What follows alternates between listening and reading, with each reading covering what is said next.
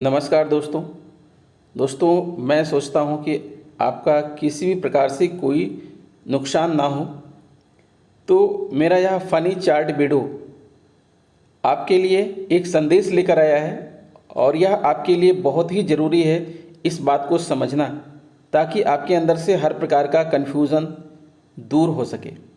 यहाँ पर आप देख पा रहे हैं छोटे भीम जी आपको दिख रहे हैं, 4 छोटे भीम जी दिख रहे हैं। इनका कोई मकसद है, आप समझिए।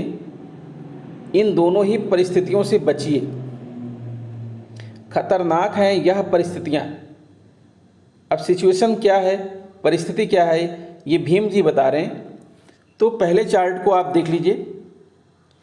पहले चार्ट में शुरुआत में भीम जी प्रेजेंट हैं और आखिरी में भी भीम जी प्रेजेंट हैं। बीच में क्या क्या घटनाएं घट रही हैं, आप प्रेजेंट हैं, उसके बाद सरकारी छुट्टी है। सरकारी छुट्टी के बाद आपके द्वारा ली गई छुट्टी, आपने छुट्टी ले लिया और उसके बाद फिर सरकारी छुट्टी पड़ गई।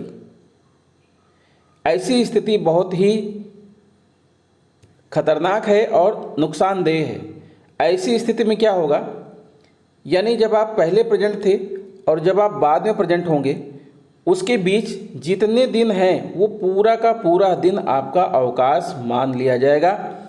ना प्रीफिक्स काम करेगा और ना ही सफिक्स काम करेगा।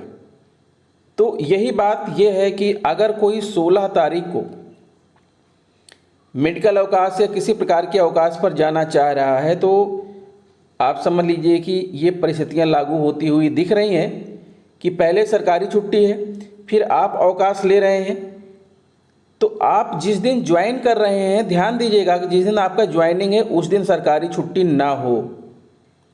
अगर सरकारी छुट्टी हो गई तो आपके लिए बहुत नुकसानदायक हो जाएगा।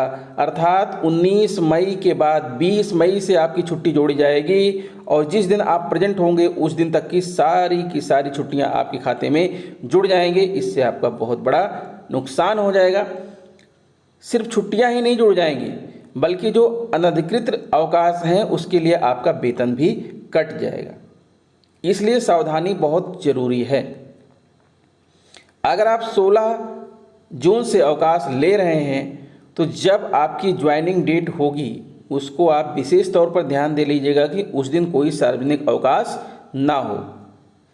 तो पहली बात आपको समझ में आ गई होगी कि सरकारी छुट्टी, आपके द्वारा ली गई छुट्टी, फिर सरकारी छुट्टी, ऐसी परिस्थिति उत्पन्न ना होने पाए। अब इसी के उल्टे दूसरी परिस्थिति यह है, दूसरी को भी आप देख लीजिए। यहाँ भी भीम जी शुरू में प्रेजेंट हैं और अंत में प्रेजेंट हैं और दोनों के बीच में ढेर सारी घटनाएं घट रही हैं। वो घटनाएं क्या हैं, आपके द्वारा ली गई छुट्टी, मान लीजिए कि आपने 5 दिन की छुट्टी ले रखा था। उसके पहले आप प्रेजेंट थे, जिस दिन आप प्रेजेंट थे उसके बाद आपने 5 दिन की छुट्टी ले लिया और उसके बाद 10 दिन की सरकारी छुट्टी हो गई और सरकारी छुट्टी समाप्त होते ही फिर आपने 5 दिन की छुट्टी ले लिया। उसके बाद आप प्रेजेंट हो गए।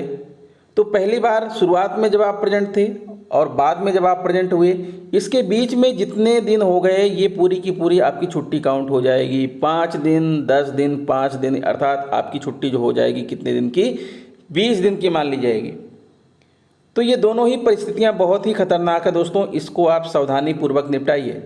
इस चीज़ को आप अपने मन में, जेहन में बसा लीजिए कि आप जिस दिन विद्यालय में प्रेजेंट हैं उसके बाद अगर कोई सरकारी छुट्टी हो रही है और सरकारी छुट्टी समाप्त होते ही आप बिना विद्यालय आए कोई दूसरी छुट्टी ले रहे हैं और दूसरी छुट्टी समाप्त जिस दिन हो रही है, जिस दिन आपको ज्वाइन करना है, फिर सरकारी छुट्टी पड़ गई और सरकारी छुट्टी के बाद आप ज्वाइन कर रहे हैं, तो आपका बहुत बड़ा नुकसान है।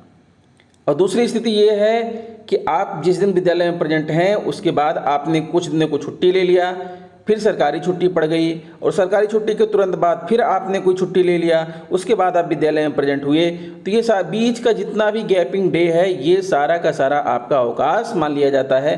तो आप जो है छुट्टी लेने के पहले 100 बार सोचें कि हम कहीं इन परिस्थितियों में फंस तो नहीं रहे हैं।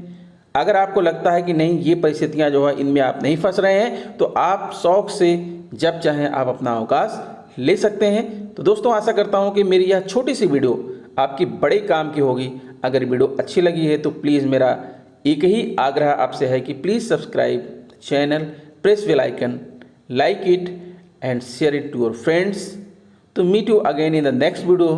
तब तक के लिए नमस्कार।